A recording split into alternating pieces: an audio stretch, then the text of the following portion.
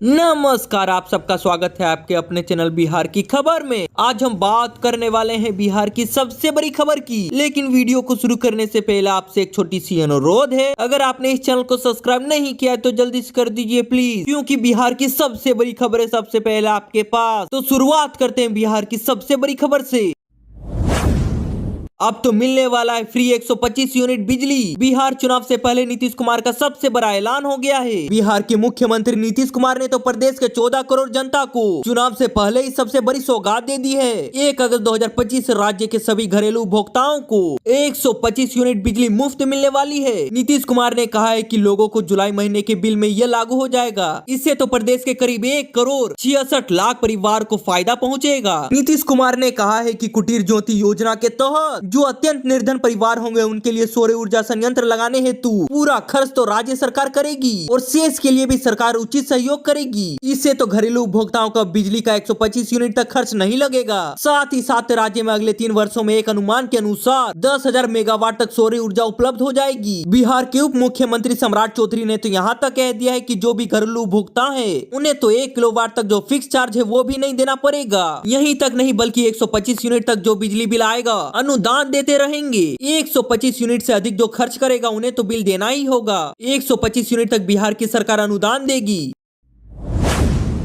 वहीं पर वार पलटवार को लेकर बड़ी अपडेट सामने आ रही है। बिहार में तो जाति देकर मतदान सूची से काटा जा रहा है नाम। तेजस्वी यादव द्वारा लगाया गया आज तक का सबसे गंभीर आरोप। बिहार में विधानसभा चुनाव से पहले निर्वाचन आयोग मतदाता सूची में संशोधन के लिए SIR कर रही है। हालांकि इसको लेकर विपक्ष लगातार सवाल उठा रहा है। महागठबंधन के नेताओं ने फिर से निर्वाचन आयोग पर निशाना साधा है। तेजस्वी यादव ने तो मतदाता सूची के संरक्षण को लेकर आज तक का सबसे बड़ा आरोप लगाते हुए यहाँ तक कह दिया है कि एक जाति विशेष के लोगों को टारगेट किया जा रहा है। तेजस्वी यादव ने कहा है कि हम लोगों को आशंका नहीं बल्कि पूरा विश्वास है। निर्वाचन आयोग तो बीजेपी के इशारे पर काम कर रहा है। हम लोगों ने तो इसे मुद्दा बनाकर बिहार बंद करने का प्रयास किया है, लोगों को जागरूक किया और सुप्रीम कोर्ट भी गए हैं। सुप्रीम कोर्ट ने तो निर्वाचन आयोग का सलाह दे दी है, लेकिन फिर भी इसके बावजूद निर्वाचन आयोग ने एक बार फिर से अपनी सफाई नहीं दी। तेजस्वी यादव ने निर्वाचन आयोग पर बड़ा आरोप लगाते हुए कहा है कि नरेंद्र मोदी और अमित शाह ने जो तय करके निर्वाचन आयोग को सूची सौंपी है, आयोग तो उसी पर काम कर रहा है। ये लोकतंत्र के लिए बहुत ही खतरनाक साबित होगा। उन्होंने यहाँ तक कह दिया कि इसको लेकर हम लोग देश के सभी राजनीतिक दलों को पत्र लिखेंगे और दिल्ली में मल्लिकार्जुन खड़गे के आवास पर इंडिया गठबंधन के नेताओं की बैठक होगी। इसमें तो इस बात को जरूर उठाएंगे।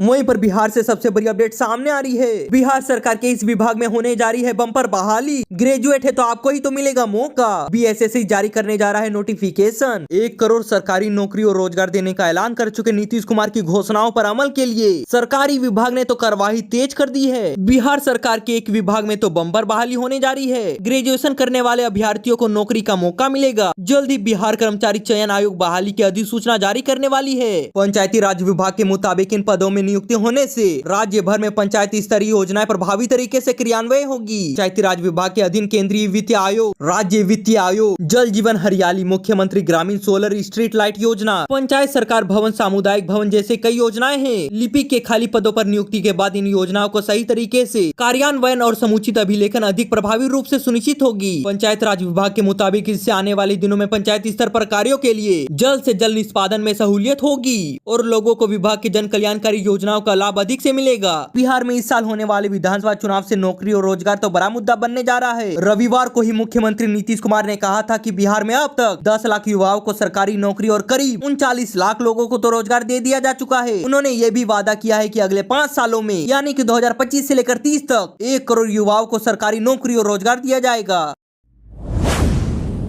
वहीं पर बिहार से सबसे बड़ी अपडेट सामने आ रही है। बिहार में तो कहर बनकर टूट रहा है ठनका। 19 लोगों की अब तक हो चुकी है मौत। 4 लाख मुआवजे का ऐलान हो चुका है। बिहार में तो मानसून बारिश तो आफत बनकर टूट रही है। बिहार में वज्रपात से पिछले 24 घंटे में 19 लोगों की मौत हुई। राज्य के 10 जिलों में ये दर्दनाक समाचार सामने आ रहा है। सीएम नीतीश कुमार ने इस घटना पर दुख जताते हुए मृतक के परिवार वालों को 4 लाख रुपए देने की घोषणा कर दी। आपदा प्रबंधन विभाग से प्राप्त जानकारी के अनुसार सबसे ज्यादा मौतें तो नालंदा जिले में हुई है। है, जहां पर 5 लोगों की जान चली गई। वैशाली जिले में 4, पटना और बांका में 2-2 लोगों की मौत हुई। इसके अलावा शेखपुर, औरंगाबाद, समस्तीपुर, नवादा, जमुई और जहानाबाद में 1-1 व्यक्ति की मौत हुई। मुख्यमंत्री नीतीश कुमार ने तो नागरिकों से अपील की है कि खराब मौसम के दौरान सतर्क रहे और आपदा प्रबंधन विभाग द्वारा जारी किए गए दिशा निर्देशों का पालन तक करे। उन्होंने कहा है कि वज्रपात से बचाव के लिए लोगों को समय समय पर मोबाइल अलर्ट और वेबसाइट संदेशों के माध्यम से चेतावनी दी जा रही है। इसके बावजूद मौत के मामले तो कम ही नहीं हो रहे हैं, जो कि पूरी तरह से चिंता का विषय बनता जा रहा है।